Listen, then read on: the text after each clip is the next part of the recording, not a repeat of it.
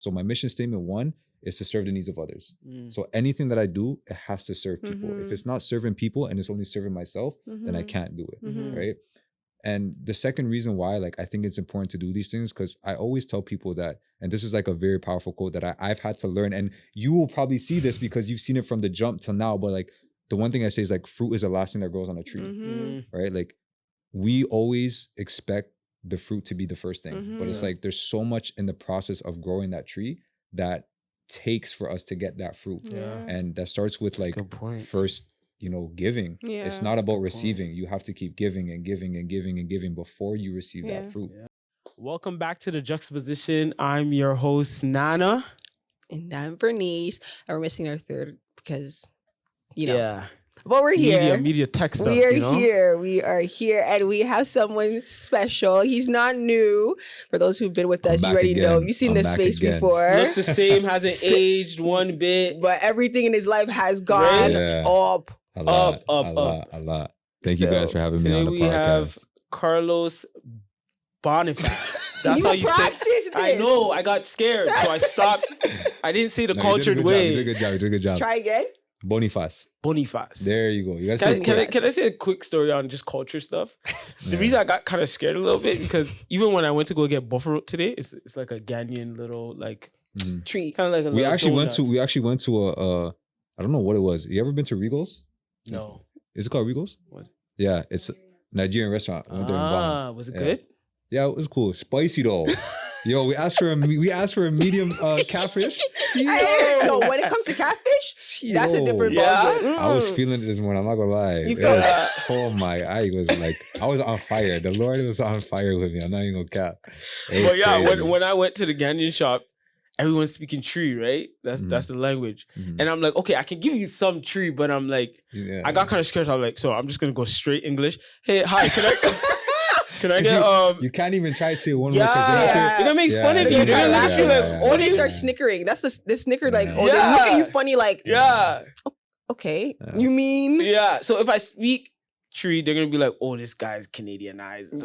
But if I speak English, they may be like, oh, this guy might be Jamaican or Nigerian, so we'll give him a pass. Yeah, they don't know. Wow. I'm like, I need to stop that. I do that all the time when I go there. But yes, we're so happy. Welcome back. I'm very thankful. Welcome back. How long has it been?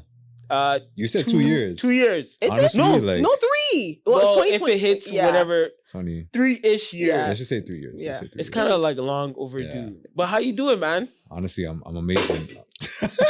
That's it. That's a wrap. That's the end of it. Man, I'm amazing, bro. Like, honestly, God has like blessed me with so many things this year in the last 2-3 years that like I just think that all I can say is that he's just been like allowing me to walk in my purpose.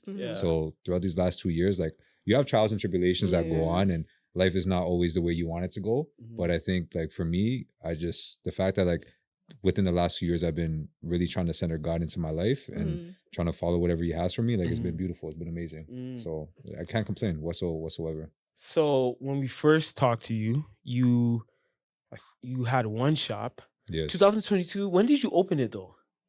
It's been 21, no?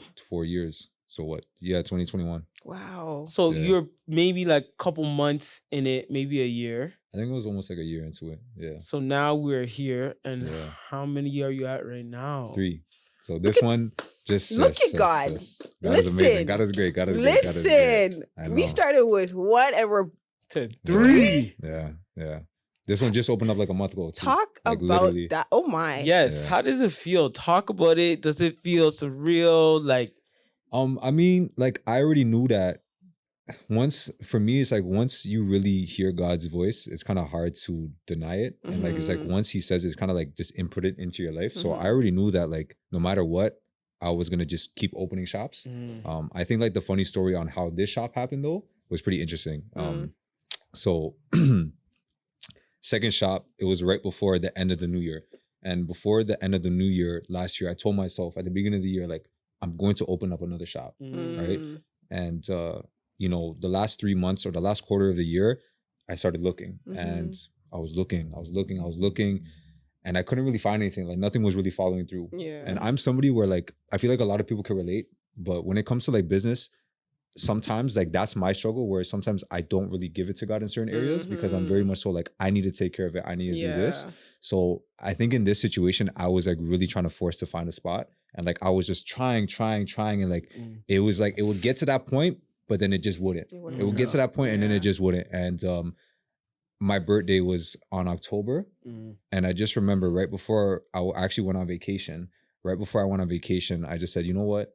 Like, God, I'm gonna give this to you and I'm gonna let you kind of like control this situation. And I know you hear my prayers about me wanting to open up this shop. Now, if this is something that you want for me to like bring into my life, let it happen underneath your will. And bro, I remember the night before I went on vacation. I went on vacation with my girlfriend. And we were like, so many stuff started happening. Like I lost my passport. I thought I lost it for a bit. We were scrambling around trying to find it, and we spent like all night trying to figure it out. That's a different type of stress. My gosh. I was like, I know about that one. I'm not gonna lie, I was defeated. And like, thank the Lord that she was there because she was like, we're gonna find it. And then we actually prayed about it. She actually prayed about it. Nice. She didn't tell me, but she actually prayed about it. And we ended up finding it. It was in my mom's car. Yeah. And I tried, I was like, for a second I wanted to get mad, but I was like, you know what? I'm just thankful because why is my passport in my mom's car? Wait, so this is prior to you getting on the plane and going? Yes, this was literally the night before. Oh. Yeah, like I think we had to be at the airport at maybe like 6, and we were up at like till like 2. And we found it at like 1. We found it like around like 1 a.m. or something like that, like around like 1 a.m. So this was like, it was. So it's probably in your pocket, it slipped down. No. There's a whole this is a conversation off topic. I love my mama. That's all I'm gonna say. But so, anyways, getting to my points. So whatever. We then we get into an Uber and I have everything. Now, mind you, for me, my laptop is everything. Okay, I have my laptop in my bag. So we're in the Uber and we go to the airport, and you know we're tired, so things are kind of like passing through our minds, and we're just on like airplane mode. So we're going through the checkouts and all this stuff, and then we go and we sit down, and I'm just like, I'm sitting there and I'm like, okay, I just start going through my bag, and I couldn't find my laptop. Oh my gosh! And like for me, I knew that as we were going in that Uber to the airport, that like in my head, I'm like, I'm gonna do work because that laptop is like everything to me. And right then and there, when I didn't find my laptop, like I got kind of mad for a little bit, but in my head, I was like, this is God. That's God, This is God. So that was like signal number 1. He was saying, leave it. Let me take care of it. So I was like, all right. So on vacation, just exploring. We went to Aruba. So we're just exploring Aruba. We're enjoying it. And then maybe like day 3, out of nowhere, my sister's my business partner. She calls me and she's just like, I found the spot. Wow. Like perfect location. We need to make a move on it right now. And I just remember in that moment, like I didn't check the place. Like usually I do a whole background check of like the whole spot. And in that moment, I was like, okay, like, is this what you want from me, God? Or is this something that like I need to pass on? And I remember I just prayed about it. And when I got that, I actually got a feeling of like peace in my heart from it. So I just remember that in that moment, I was like, okay, I'm just going to trust God on it. So this place, we put a bid on it. There's people that were bidding higher than us because they were renting out the top and the bottom, and we only wanted the top. So essentially, like in my heart, they didn't want, like my sister and my realtor didn't want to put it in because there's no point because what the other people were offering were the same amount, were double what we were offering. But I was like, you know what, just put it in faith, and they ended up agreeing for us to do it. They chose us out of everybody. So I was like, okay, like that's crazy. So that's kind of like the backstory of how it kind of happened, which is like. It was so surreal because I think that was a really big reality check that like now every decision that I make, I need to trust God. Like I need to put it with Him first, or anything that I'm doing in my life, I really need to put it into Him first. Because I think we all get that reality check sometimes. We're human. Like we're all gonna like make mistakes, and sometimes we try and like put things in a chokehold. But I think when we learn to just keep our hands open, that's when kind of God just blesses us and puts it into our hands. So that's literally a verse that came to mind is the one that it's our verse for our own podcast is Psalm 37 verse 5, and it talks about committing your ways to the Lord, trust in Him, and He will help you do this. And literally just you allowing yourself to just say, hey God, here it is. And you kind of just put your faith in that, and He just opened the door, and He helped you do it through your sister, and that door opened. And it's just a matter of just, it's a good reminder that He's faithful, and we often question it time and time again, until something happens and you're just like, oh, okay, God, I got you. I understand why. Yeah. Now I get it. Literally. Right? Literally. So, yeah. What's some like challenges you faced while from the time we talked to like now? Just as an entrepreneur, in your faith, as a son, as a friend.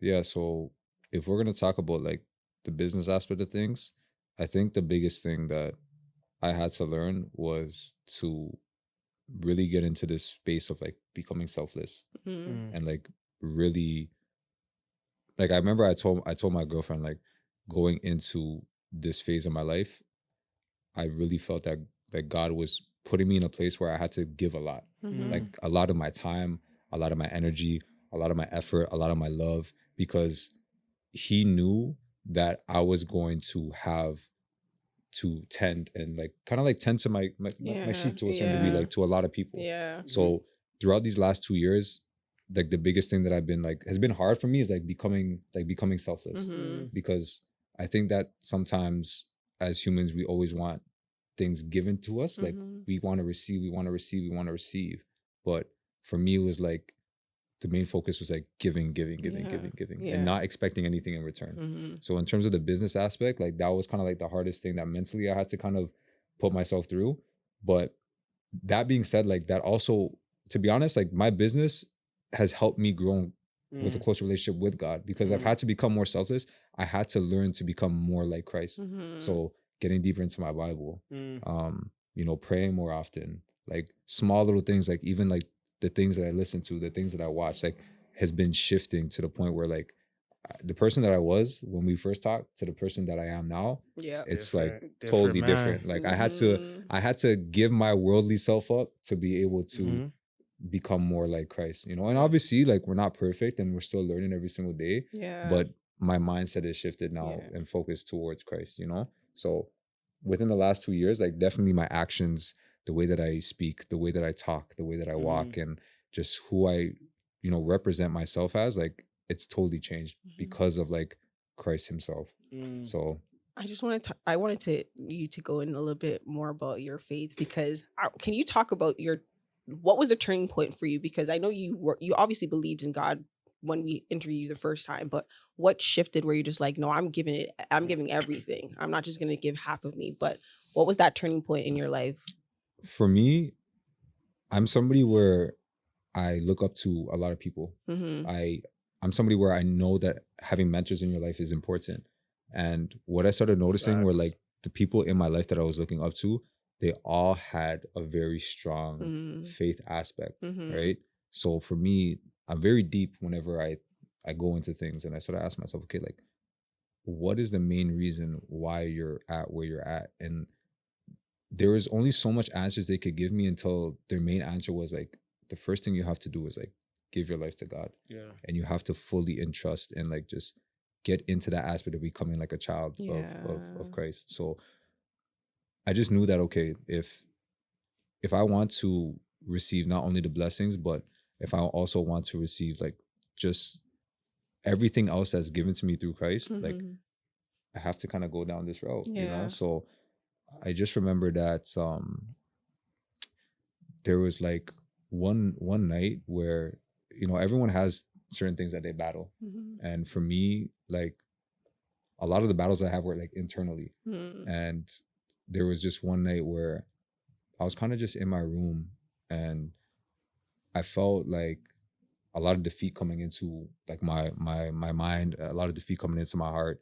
And like, to be honest, it was actually really scary because I felt like there was like spirits around me. Like a spiritual attack. Yeah, like basically like getting spiritually attacked. And like, I've never experienced that before. So I just remember like, I was like, in my head, I'm like, yo, should I start swinging? Like, what should I do? Like, I don't know what to do. Because at the same time, I felt like I couldn't even move. Like, it was crazy. Like, what's that thing that... sleep paralysis. Kind of, like sleep paralysis, right? Sleep paralysis. And I just remember in that moment, like, without even thinking, the words that came out of my mouth was like, yo, Jesus, help me. And in a matter of like an instance, like, everything went away. And in that moment, that's when I was like, yo, that's crazy. Like, how can I say something so strong? And then, like, that happened. That was the first night. And then the second night, I had a dream.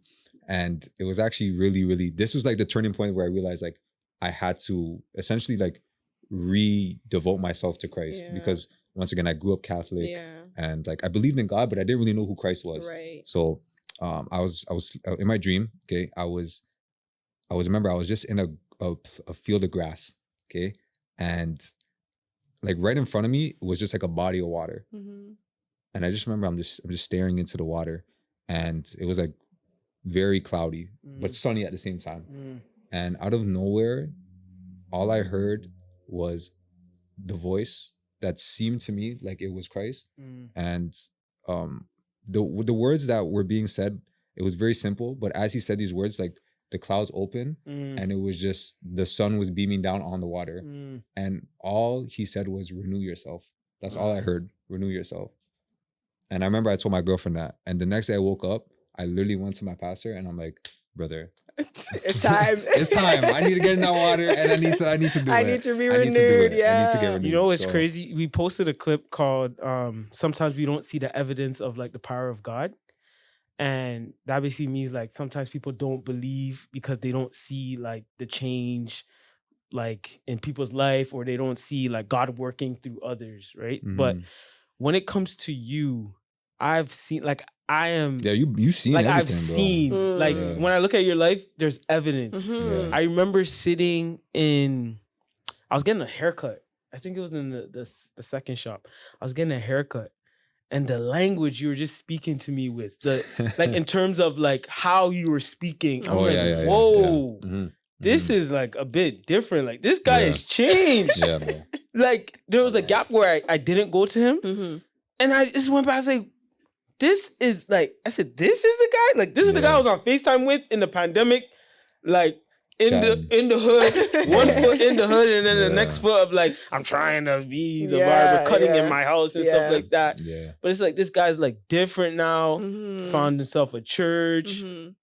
And I just love that. So it's like your life is like super evident of like a lot of people God's even tell me grace. that too. Because like you said before, like the lifestyle that I had was obviously not the greatest. Yeah. Everyone has their own past. And like for me, it was like because of where I grew up and like the people I surrounded myself with, it's like that's who I ended up becoming. But once like all these things started happening with God taking over my life, like even my clients, bro, they started noticing in the way that I would speak to them, the way that I would talk to them. And to be honest, like a lot of them weren't rocking with it. Like a lot of them were just like kind of making fun of me. And a part of me was just like, I don't care. Like I don't really care, because at the end of the day, I just think that now like this world, like if I can say anything, like this world needs Christ, because the things that are supposed to be good for us, the way the world is shaking it is making it the opposite. And the things that are bad for us are now supposed to be good for us in a certain way. So like definitely everyone has seen the difference, but the beautiful thing is like I've actually been able to like save people. Like there's so many people that I've like cut on this chair that have literally like I think maybe within the last year, like 4 or 5 of them have started coming to the church that I go to, and like a couple of them have given their life to God. Like there's this one guy, if he sees, his name's Mikey. Bro, he is like one of the dopest guys I ever met in my life. He was a client of mine, okay? He still is a client of mine. This guy's like in his, I think late 30s, mid 40s. I'm sorry if I butchered the age, my bad. You look a little old, bro. I'm joking. But when he came to me, like, he was like on the same type of time. Like he was like part of the world, you know, doing all these things. Grown man, have wife, have kids, all these things. And the first conversation that we had, I remember I brought up Christ. And at first, he was like not really receptive to it, you know? But then by the end of the time he got his haircut, I was just like, yo, you should try and come by my church, bro. Like you should try and come by my spot. And he was like, you know what? Like I'll let you know. And one Sunday went by, didn't come. So I was like, okay, cool. And then I think it was the Sunday after that, he came. But I saw him from a distance because I was like on one side, he was on the other side. And I just remember when I saw him, like that's crazy. the face that I seen him, like I've never seen a grown man like look like he's like everything is kind of coming out. Everything is coming out, you know? And after that, like just the type of person I've seen him grow into, it's like, it's so beautiful. It's so beautiful. And that's the story with so many people that sit on my chair. And I think I said it before on this podcast, but at first I thought that barbering was like a pathway for me to change my family's life for the aspect of financials and all these things. But I realized that like God has put me on this chair to like literally save and change people's whole life in all aspects. So I know we kind of went off topic a little bit. No, that's you did good. not. But, I was just going to speak on that because yeah. oftentimes you think that our vocation, our job is just our job, and like God is not going to use us in our job. Like being like, for example, just a garbage man person. They oftentimes think, oh, you're just picking up garbage. That's not what is God really going to do through that? But He's using you in a mighty, mighty way, and I'm just here to encourage you right now. Just don't diminish that. And I think oftentimes you can diminish very simple, menial things, but God uses everything. It says everything works for your good. And it's not just this one thing. It's not just this today, but it's everything. And I think He's definitely planted you as a barber to be that, essentially the Paul of the barbershop. Hey, that's crazy. You know, you're the one who's going to be preaching the word. You're the one who's going to be talking in a way that brings life and brings light, because often we're living in a dark world, and He's calling you to shine your light. And so I appreciate how you're actually being bold. And how do you do that? Because listen, being Christian nowadays is kind of scary. It's not, it's hard, because everywhere you turn, everybody's like, what are you doing? What are you talking about? Who's Jesus? And they're trying to like really just water it down. So how are you bold enough to try to like speak to people who honestly don't know who Jesus is? And how do you speak about it with so much boldness? And essentially you're evangelizing too. Yeah, for like sure. People think like just evangelism is just on the street corner and stuff like that, but you are evangelizing sitting with your clients. I realized that. Honestly, I really realized that like I cut maybe a day like 15 to 20 people, and I'm just in my head, I'm just like, these are like opportunities that God has given me to really like just put His word out there. I think like when it comes to the boldness of doing things, I just have to remind myself like, this is not about me. That's the first thing. Like I have to take self out, right? Because when you put self in, that's when you end up like, that's when all of like your insecurities, all of like the thoughts, and to be honest, that's when like the devil is able to come in at its peak, right? Because what I noticed that like the devil does is it makes you view yourself as like a powerful person, versus God makes you really view yourself as like, you need Christ to be powerful, right? So I think the first thing is that I really just take myself out the picture, and I really put God first. Like I really say, okay, what was Jesus like, right? That's why I think for me, the most important books that I read was like Matthew, Mark, John, and Luke. It was like just the books of like just understanding who Christ was and how He lived, and like how like just everything that He did, right? So I think that's the first thing when it allows me to step into boldness, is to allow myself to just take self out and to put Christ first. And then when it comes to people, honestly, like I just ask myself like, how was I when I was in their shoes, right? Because I remember like I used to go to church, and when people tried to put the gospel on me and talk to me, it's like I always felt like there was that barrier of like, they don't know who I am, right? Like they don't know nothing about me. They can't relate to me because I always view them as like this holy person and all this stuff that like they didn't do anything wrong. So for me, I think the first thing that allows me to help them is like just trying to understand where they're coming from, right? I let them talk about the things that they're going on in life and the things that they're doing wrong. And then to be honest, I relate to them. I talk to them about it, and I say like, yo, I was doing this too. And sometimes I still do these things because we're not perfect. Like there's not a time where like there's been once or twice where like a cuss word comes out my mouth because it's like I'm so mad and just my body takes over, right? So I always end up talking about like the reality of life, but then I always shifted to like how there's a solution to the problem, right? Because the way that I see business, and I correlated a lot from like just people, is that when a lot of people bring up problems, right? But the problem is that they don't have a solution, and they think that a solution is temporarily, right? Because they're doing all these worldly things. And for me, that's another reason why like I really chose to devote my life to Christ, because I just knew that it was never temporarily. I knew that it was forever, right? And I think when they get to see the change of who I am, and they see that it's not like a front, and that it's really like, this is who I was, this is how I grew up, this is what happened, versus the minute that I allow God to take over, this is how it changed. I think that there's people that, you know, they see that and they kind of come to their senses. You know, it also takes time to work in people, right?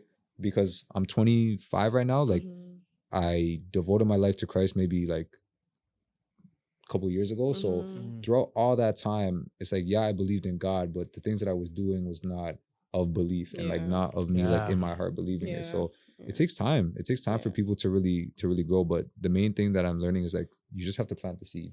That's the most important thing. Like and planting the seed. Patience. Yeah. And like sometimes I be forgetting that part. Bro, sometimes planting the seed is like just showing them love. Yeah. Man. Like showing them love, like listening to them. Right? Like it's not about always like preaching the word. Preaching the word. Hey, you know, Jesus. The Bible says do not do this. I said, come on. At this point, he shut it down. You're going to hell. Yeah, of course. Because it's hard for people to really like people that are so stuck on this world. Like this world is very like physical based. They need to see it. They need to hear it to believe that it's there. So sometimes it's hard for people to really like, if you were to say, "Look, you'll believe in Christ," they'll be like, but how? When I can't see it, right? But the thing is that we are supposed to be the physical beings of like how we're supposed to lead evidence, right? So I think it's like the small things of being nice, being generous, being kind, being forgiving, all these things that I have to try and practice to show on people so that why is Carlos like this? There has to be a reason why Carlos is like this. And then when I give them the answer, it's like they have to make the choice on what they want to do, right? Believe, So but you guys like it's you guys probably go through the same thing too on right? It's a challenge. Well, with Bernice and Janet, they work in a place that's not Christian, I guess. Is your place Christian? I don't even know. No, it's not. Honestly, they celebrate every holiday. Every holiday, they have all like they celebrate everything. They try to be inclusive, right? Obviously, because they know that these people don't come from, they're not all Christians, right? And so one of them, one of the clients that are there obviously talked about, like she was singing one song, "My God is Awesome," and I was like, "Oh, do you believe in God?" She's like, yeah, but it's more so like, you know, those ones where you just kind of hear the name and you kind of like around it, but you don't like, it hasn't really been rooted in you. And so for me, it's just like you said, for me, it's all about love.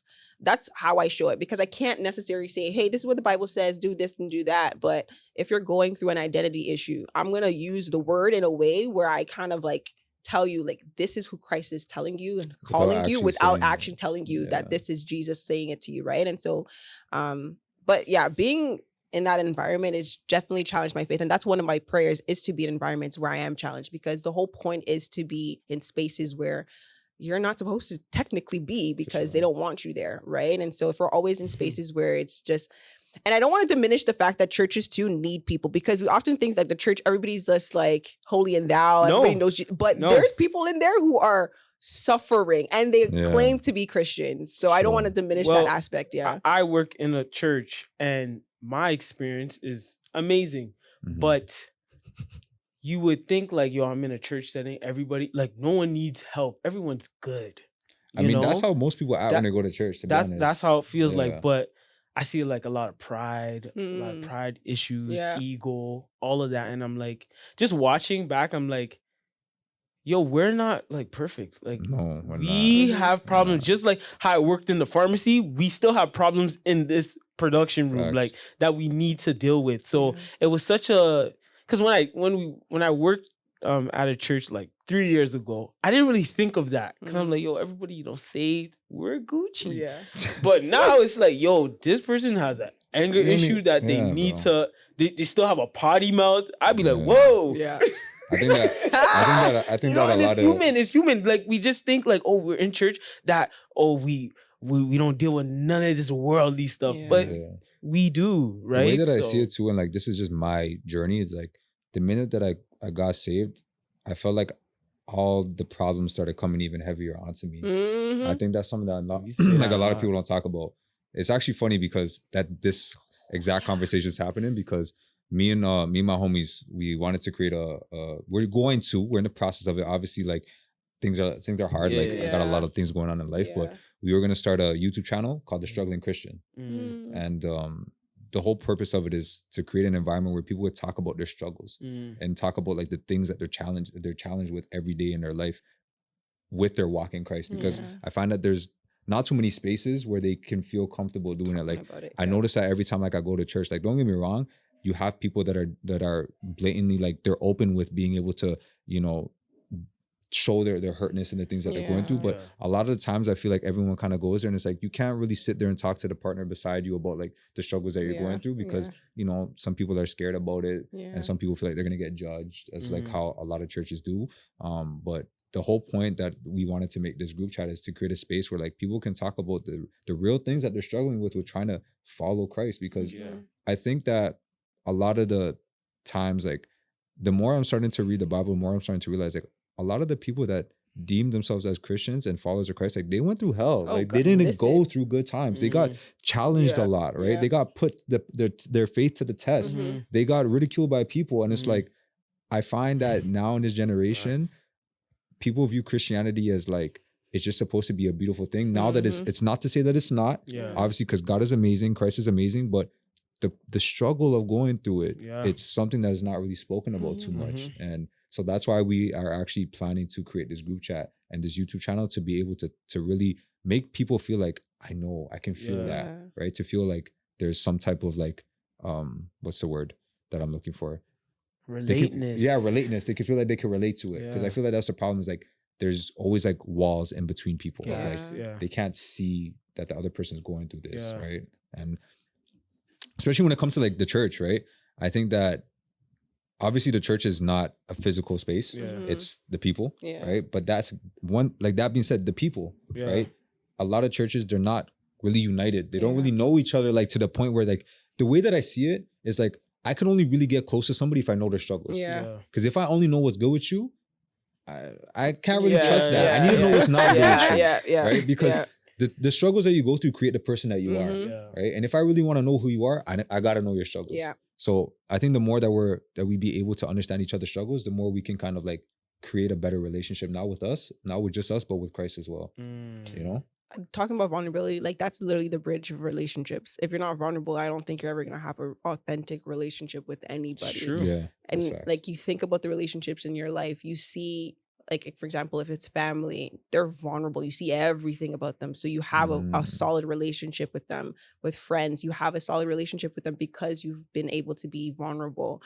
And that's the thing with Christians too. We're still very like, thank you, Jesus, for everything. We love you so much. But deep down inside, you're struggling with life. You're struggling with your finances. You're struggling with internal battles. You're struggling with your mind. You're struggling with your body physically. Like there's so many things you're struggling with, yet you're not able to be open with it because we haven't created that space. And so for you to be like, hey, I want to create an environment, we need it. We need it desperately because, and that's why like I like these kind of conversations where we can be open and vulnerable and just transparent with like, yeah, I was struggling with this. And yes, I'm still struggling with it, right? And obviously with wisdom, but I think it's just important to, because Jesus was real. He's real. Real person. He cried for goodness sake. Sure. He was honest with his people. And yes, it came out harsh sometimes, or yes, it was like, whoa. There's one time where I thought, I read part of this verse and I never read it before, but it's like after they broke, like the Last Supper, after they did the Last Supper, he sang hymns. Like I didn't realize Jesus sang, like I didn't know that until like he was human. So he's real. And so he wants us to be authentic. He wants us to be vulnerable so that he can work in us. He doesn't want a heart that is just hard, because how can you work in a heart that is not real? And and that's one thing that honestly, thank you for bringing that up.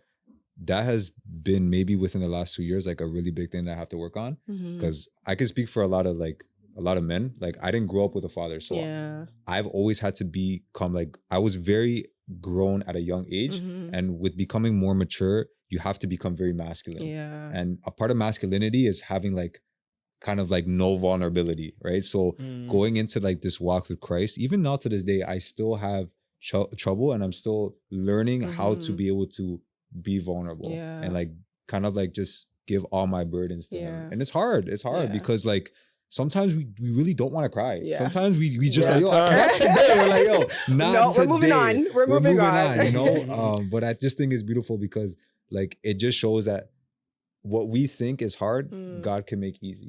You know? So that's something I've been learning this year too, a lot. Well, let's practice the vulnerability right now. Oh, so what you gonna ask me? Right? Where's he going now? Where are you going now? Our last episode was called "When They Left Me, I Thought I Lost Everything," and that was based off, your first Yeah. shop. Yeah, for sure. Man, I'm leaving. Yeah, leaving, all that.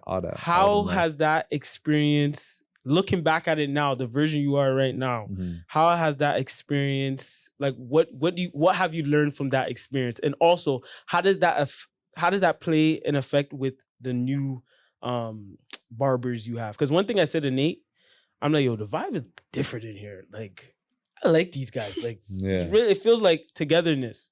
So how has that time in 2021 when that happened till now, what is your perspective on that situation and stuff like that? So, this guy's like, yo, you put me on the spot. I'm actually very thankful that you asked me that question. Honestly, like if I could put it in a certain way, like I would just view it as like it's taught me a lot to look at the person's heart instead of like what they put out there. So like if we look at, for instance, like the Pharisees, right?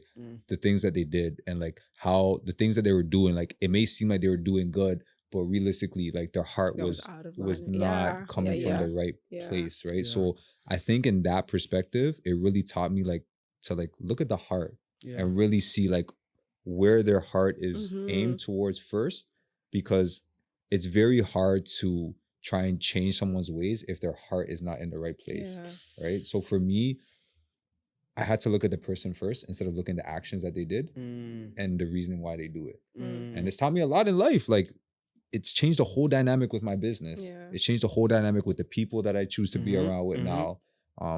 Before, I think we all go through times where just because we think something's good doesn't mean it's something from God.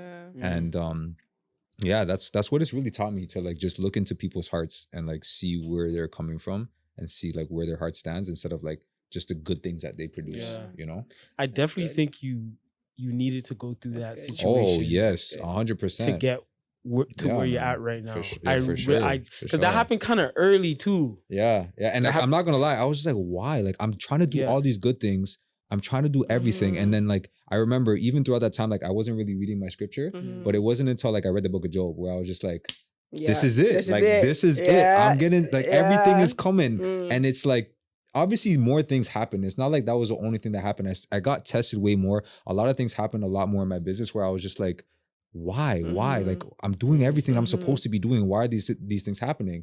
But it wasn't until I read that scripture where I was just like, it actually put so much peace into my heart because it made me realize like, this is like God showing me that I'm stronger, right? And that like he's choosing me because I'm able to handle the like like a certain amount of these burdens, So yeah, that's pretty much kind of like how it felt, but I needed it. I definitely needed it. I definitely needed it. There's a quote that actually my pastor said, Pastor Jonathan, if you hear this, you probably listen to it, but he said that the devil will put things in your life to suppress you, and God will put pressure in your life to uplift you. Right? So now anytime I go through things in life, anytime it's like, I know it's good for me, but it's hard, I always remind myself like, that's God just trying to make me stronger, Oh, I like that God puts pressure in your life to uplift you, because it's true. Like God never does oppress you, right? And every time you feel pressure, you know that the next level is coming. So every time you feel like an attack is coming, the enemy knows you're going up. So you're like, okay, bring it on. That's literally, I think another pastor said it too, but it's like every time you're tested, if you're not tested, it's not worth it. For sure. If you're not challenged, it's not worth it. What's the point of doing something that comes so easy? You're not going to value that thing because you never struggled for it. And I think that's like, this is I just really appreciate how no, I'm not even joking. It was, as you're talking, I'm like, wow, the Lord is using you. And I just am excited. But yeah, I just appreciate how like you're just being very vulnerable. But like, yeah, the Lord will just definitely bring things into your life and allow Satan to do his due if he wants just to. Like Job. Like he does. But at the end of the day, God's going to get the glory out of it as long as you're faithful to him. And he oftentimes allows us to be broken down because he wants us to trust him more. Exactly. Right? And so if you're not being broken down and tested and tried, and especially character-wise, that heart of yours is like, for us as Christians, our heart is that's the entry point. Yes. Right? And so if you can give it to God, that's it. Because David was a man after God's heart. And you can see what David was doing for God, right? And if you see in anything that goes in the Bible, it's all about the heart's posture. And if you're not in the right place with your heart, you're not going to get much out of it because God wants to bless you, but it's like your heart is not in the right space. And obviously your heart is in the right space. So we are excited for you. And it's just been a blessing to see you grow. Yeah. And I kind of wanted to talk a little bit on that topic when you talked about like how sometimes we have to go through struggles for us to realize that like we need God in our life. It's like, I view a lot of things into this world. So if you notice, I think the main thing that I've been trying to focus on is like being a child of God, because it doesn't say in any part of the Bible the word adult. Yeah. And I think nowadays, like everyone focuses on like the minute that you touch 20s, like you're an adult now. Yeah. So like, it's anytime like they have emotions or anytime they're, you know, they're going through pain or something, it's like, you're an adult, like, like becomes like, don't do that. You're an adult. And it's like, no, we're kids, you know? And like when I see a kid, like, for instance, I cut a lot of kids here, right? There was one time where I saw there was this kid I cut and he kind of like fell off the chair and like he got hurt. But like the minute he got hurt, the first thing he did was he ran to his dad. He ran to his father, you know? And it's like two things. One, if he didn't get hurt, he would have never ran to his father. And two, after he got hurt, the first thing he did was run to his father. So it's like going back to your point, is sometimes, like you said, we have to go through these pain things to realize that like our Father is the one that can help us, and our Father is the one that can save us through certain things, you know? That's good. Yeah. Consider it pure joy, my brothers and sisters, whenever you face trials of many kinds, because you know that the testing of your faith produces perseverance. So Amen. Don't shy away from it. Let it just keep going and embrace it, because it's going to make you grow. When you're doing them reps in the gym and it hurts. Of course. That last one is like, that's what's getting you that. It's going to get you them gains that you want. So keep going. So Carlos, this has just been amazing. I don't want it to end. I can keep talking because it's just a blessing. We could keep just it going. a wealth of knowledge. It's such a blessing. You know what I'm you talking? You don't even know how much time has been. Oh my gosh. It's just amazing. No, I really enjoy it, Carlos. I really enjoy it. You can't do this 2 year, 3 year gaps. No, I really do. You have so much wisdom, and like I can just see like God just opening the doors. Like these shops it's not just shops. It doesn't stop at shops. I know for sure it's not going to stop at shops, but and you know what I love about this guy? Come on, let me tell you what I love about this guy. Let me look in the camera. Come on. What I love about this guy does charity stuff for free. I will say, and low key, let's say we're doing community day. I will like message him. If community day is in August, I'll message him like July or June. Low key, someone's supposed to be like, yo, bro, I need some more time. He would say, oh yeah, what day? Okay, I'm there. Live. He'll be there for like 5, 6, 7 hours, cutting these kids' hair for free, cutting like people that have like maybe like problems with their hair, giving them the confidence they need, all of that.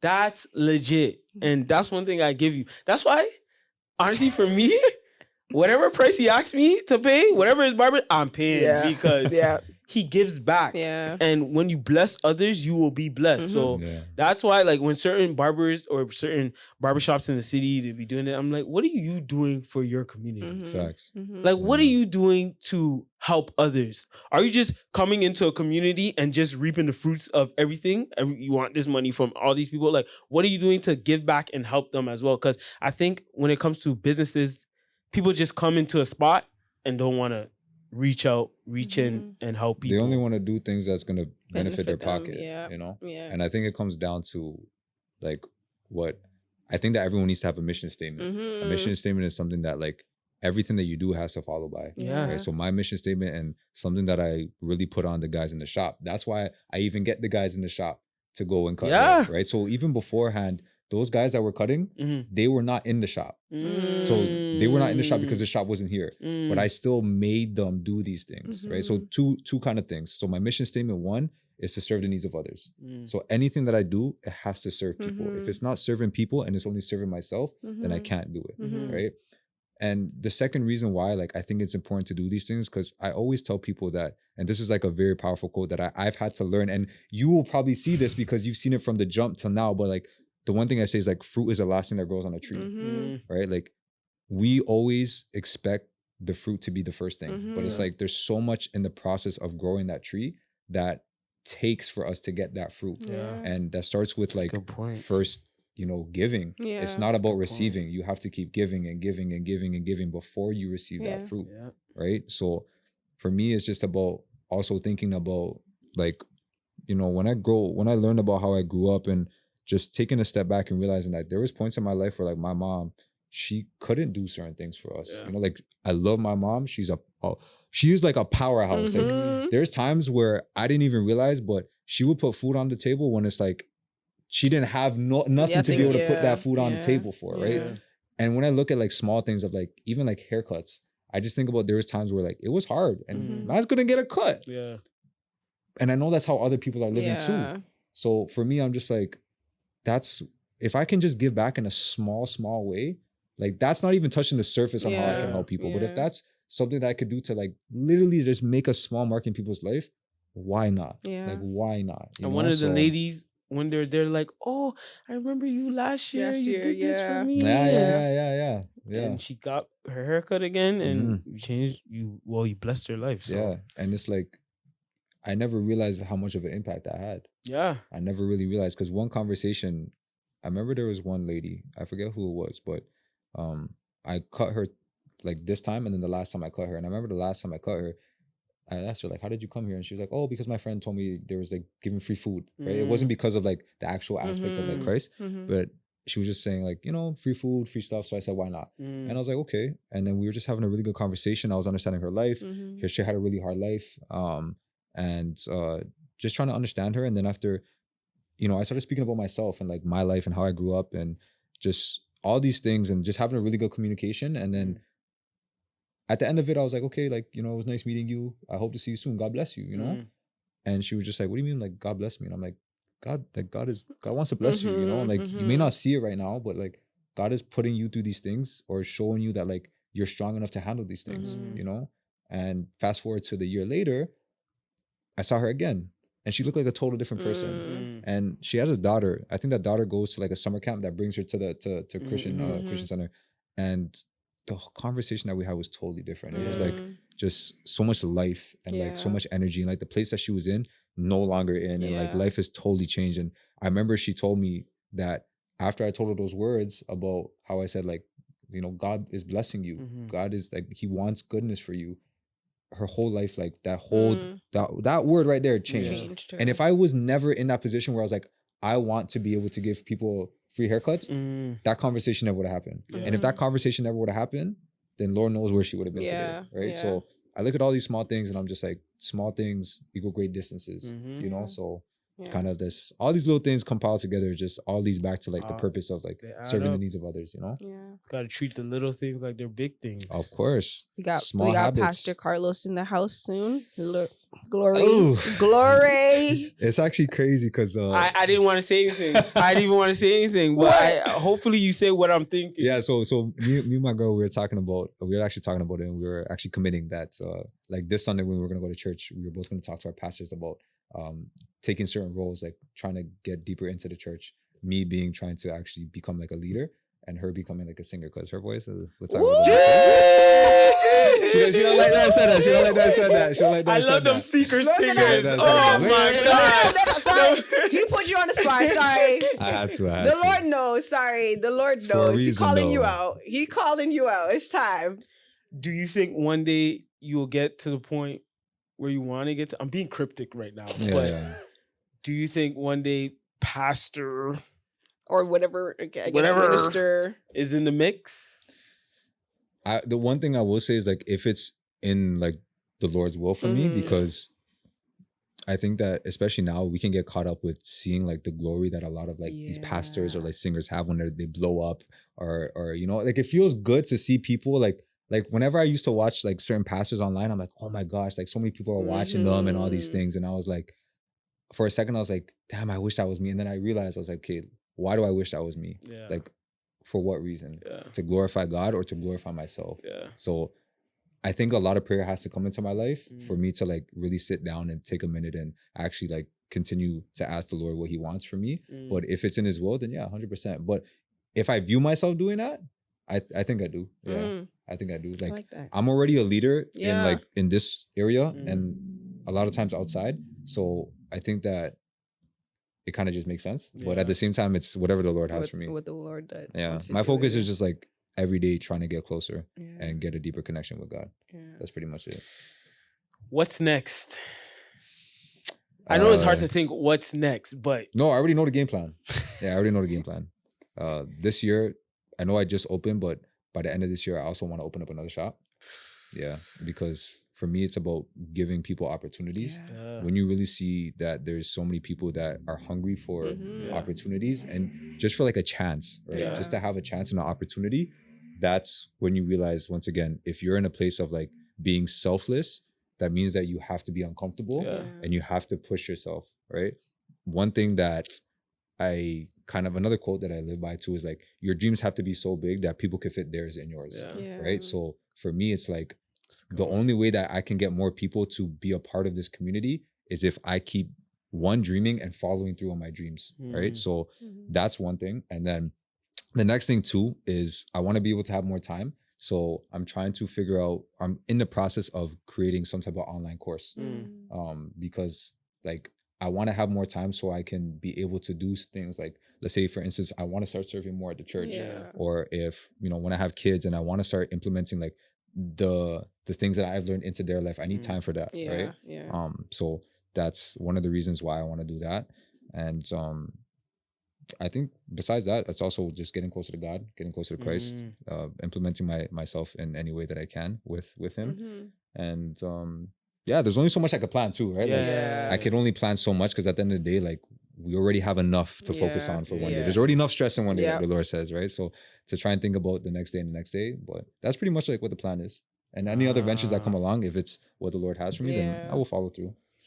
I'm so happy for you, man. Thank you, man. I appreciate it. Man, you're doing so well. Real talk. We're going to try to get a shop near Jane and Finn Shoreham, one day. Bro, you know what's actually crazy? I actually looked at a spot right there. You know where the RBC was? Yes. I was actually going to do it there. Where?